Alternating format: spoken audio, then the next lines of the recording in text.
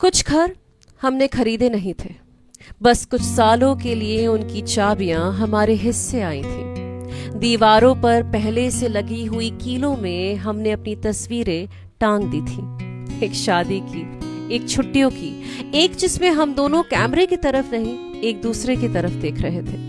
फिर धीरे धीरे उस घर में हमारी आवाजें बसने लगी थी। रसोई में तुम्हारी चाय बनाने की आवाज, मेरे बिना वजह गुनगुनाने की आदत और उन छोटी छोटी लड़ाइयों का शोर जो अक्सर रात के खाने तक समझौते में बदल जाया करता था। मैं अक्सर कहा करती थी, अगर अपना घर होता तो इस दीवार को मैं पीला करवाती, या अगर अपना घर होता तो बालकनी में झूला जरूर लगवाती। और फिर अगले ही हफ्ते मैं उसी किराए वाले घर के लिए नए कुशन खरीद लाती, रसोई के डिब्बों पर अपना नाम चिपका देती और पड़ोस वाली आंटी को चीनी उधार देकर उन्हें भी अपना बना लेती। तुम हंसकर कहते, तुम्हें हर घर से मोहब्बत हो जाती है, और मैं हर बार झूठ बोल देती, नहीं, ये तो मेरी आदत है। जबकि सच ये था कि मुझे घरों से नहीं, तुम्हारे साथ रहने की भावना से मोहब्बत हो जाती थी। घर किराए का था, पर उसमें बिताए हुए इतवार नहीं। बालकनी किराए की थी, पर वहां खड़े होकर देखे हुए सपने नहीं।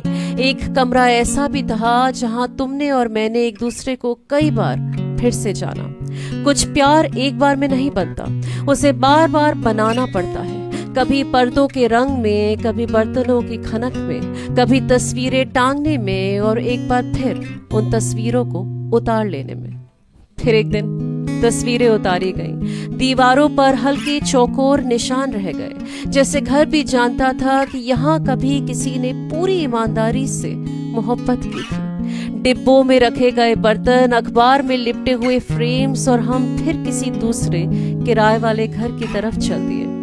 नया पता था, नई खिड़कियां, नए पड़ोसी, लेकिन प्यार वही पुराना। थोड़ा थका हुआ, थोड़ा समझदार, थोड़ा टूटा, थोड़ा फिर से बनाया हुआ, क्योंकि आखिर में हम दोनों को समझ आया कि घर किराए के थे, मगर मैं हर बार उन्हें अपना बना ही लेती थी, क्योंकि शायद मकान कभी हमारे नहीं थे, लेकिन सुनो, मोहब्बत तो हमेशा हमारी ही थी ना, इसलिए।